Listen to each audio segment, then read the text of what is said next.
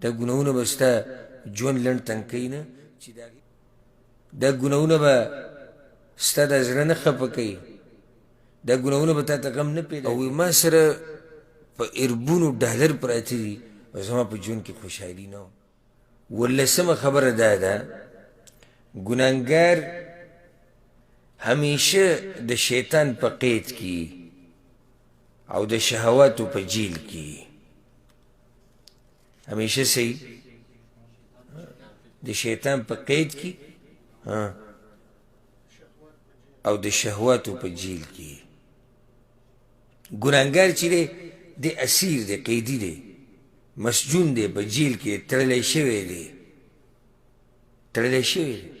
لکه کوم سړی چې سندرې اوري د هغه مثال به ورکو یا فحش فلمونه ګوري والعیاذ بالله یا ټنګ ټکور د آلات استعمالوي او ډمتوب او دی کې دی اوس قیدي دی قیدي دی مکمل قیدي دی دی په جیل کې دی تړلی شوی دی په څه سره په څه سره تړلی شوی دی دی تړلی شوی دی دته زنځیر پروت دی د سندرو دته زنځیر پروت دی د ډمتوب دته کړۍ پرته ده لاسونو ته کړۍ پرتې دي د فلمونو خپو کې بیړۍ پرتې دي د فحش فلمونو او دا طریقې سره دی قیدي دی دی ګناهونو دی تړلی دی تړلی دی نشي ازادېدی دی نه چې څو پورې دی دا ګناهونه پرېښودي نه او الله ته یې واپسې نه کړي دا سړی د دې ګناهونو قیدي دی ګناهګار سړی کوم سړی چې ګناهونه ډېر کوي دی همیشه د خپلو شهواتو په جیل کې دی دې څه معنی شهواتو په جیل کې دی چې شهوات ورته څه یقه کوي چې شهوت د ده څه هم دته وایي ستم د ده زړه کېږي د ده نفس دته سم وایي بس دی عقې پسې رواني جیلي ده قیدي دی کله چې یو سړی په جیل کې او په ده پسې په ده باندې چې کوم چوکیدار ولاړ دی په جیل کې د هغه نه علاوه د هغه د اجازت نه علاوه نه دی دننه راتلی شي او نه بهر ته وتی شي د هغه د اجازت نه بغیر دی ډوډۍ نشي خوړی د هغه د اجازت نه بغیر دی او دسمات یې نشي تلی ځکه چې بند دی قیدي دی نو دقې شان دا ګناهګار دی د قید دی د شهواتو په جیل کې د شیطان قیدي دی چې څه ورته هغوی وایي دی هغه کوي والعیاذ بالله نو څو اثار شو 18 اتلسمه ورسره دا ولیکه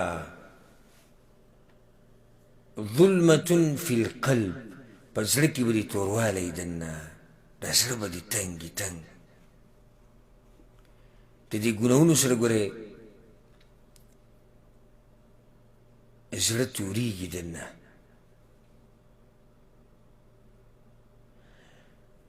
دا زړه به دې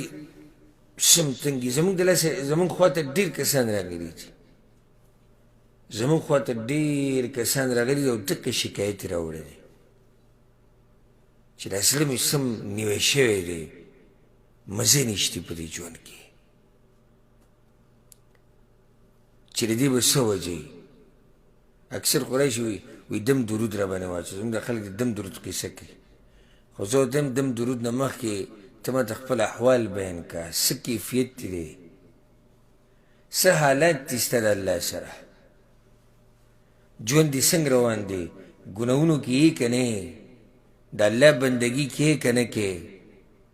دا قسمه تپوسونه چې اول وکړو نو بیا د هغې نه بعد مخکې خبره پوسو اسی دې حدیث کې سوچو کې د عبدالله بن عباس حدیث دی امام ترمذي راوړی پیغمبر صلی الله علیه وسلم وی ګوره وی نزل الحجر الاسود من الجنه وهو اشد بياضا من اللبن حجر اسود چې کله د جنت نه دنیا ته راکوز کړی شو نو دی د پیو نه زیات سپینو حجر اسود دلته چې کوم ملګري دي او ټولو نږدې بوله ورغلي دا حجر اسود چې کله پیغمبر صلی الله علیه وسلم وی دا د جنت نه راکوز کړی شو نو څه تک سپینو فسودته خطایا بني آدم د آدم د بچو ګناهونو دا تک تور کړی دی د حدیث تم خیال دی که نه؟ نو څه فایده ترې ووته چې کاڼی تور کو نو زړه څه شی دی ګناهونو کاڼی تور کو نو دا ګناهونه به ستا د زړه نه توروي دا ګناهونه به ستا د زړه نه راتنګوي دا ګناهونه به ستا د زړه نه خفه کوي دا ګناهونه به تا ته غم نه پیدا کوي دا ګناهونه به ستا ژوند لنډ تنګ کوي نه چې د هغې د لاسه کاڼې کاڼې تک سپین کاڼې د پیو نه زیات سپین کاڼې هغه یې تور کو نو ستا د دې زړه سره به څه کوي ته دې ته سوچ وکړه که نه او هغه کاڼی دی او ستا د زړه د غوښې نه جوړ دی چې د زړه سره به څه حال کړی د ګناهونو د لاسه په زړه کې دننه توروالی پیدا کېږي توروالی دا زړه سم تنګ شي او سړی وایي چې ټک کوي چوي دا سړی به ګورې ښه مالداره هم وي ګورې دا راته هم ووایم ښه مالداره به وي ښه بچي به یې ډېري دنیا به یې ښه پراخه بیا به هم په زړه کې توروالی دا زړه به یې تنګ کي سم تنګ به وي دا زړه او ډېرو پکې خودکشیانې هم کړي دي بلکې بعضو غیر مسلمو اسلام قبول کړی هم د دې د لاسه دی د دې انګریزانو په دې ملک کې یو مالداره انسان چې مسلمان شوی د هغه نه به انټرویو اخیسته ما په خپله هغه انټرویو کتلې وه چې هغه د څو کمپنیانو مشر و نو هغه ته وي ته څنګه مسلمان شو هغه وایي زه مسلمان په دې طریقه سره شوم چې ما سره یو کس و هغه به صفایي کوله زما د دې دفتر او زما د مکتب هغه مسلمان و او د هغه یې $100 تنخواه ما به له ورکوله خو هغه به انتهایي خوشحاله و چې کمرې ته به راننوتو ما سره چې به میلاو شو موسکی به و چې به ووتو بهر به چا سره میلاوېدو موسکی به و صفایي به یې کوله ښه خوشحاله و او ما سره په اربونو ډالر پراته دي او زما په ژوند کې خوشحالي نه و نو بیا زه د هغه سره کېناستم مې راوغوښتو چې د دې خوشحالۍ څه طریقه ده ما ته یې هم وښایه چې زه هم خوشحاله شم ته په مخه موسکی په مخه خاندې را خاندې خوشحاله او یو $100 ستا تنخواه ده نو هغه بیا ما ته ووایي چې دا خوشحالي زما په دې پیسو پورې نه ده تړلی شوي دا خو زموږ د هغه الله سره رابطې د هغې د لاسه خوشحاله یو دا خو زموږ زړه کې یو سکون الله اچولی دی نو زما په دې خبره باندې یقین ښه ډېر شو چې او دا خبره صحیح ده خبره د پیسو نه ده که خبره د پیسو وې نو پکار ده چې زه ډېر خوشحاله وې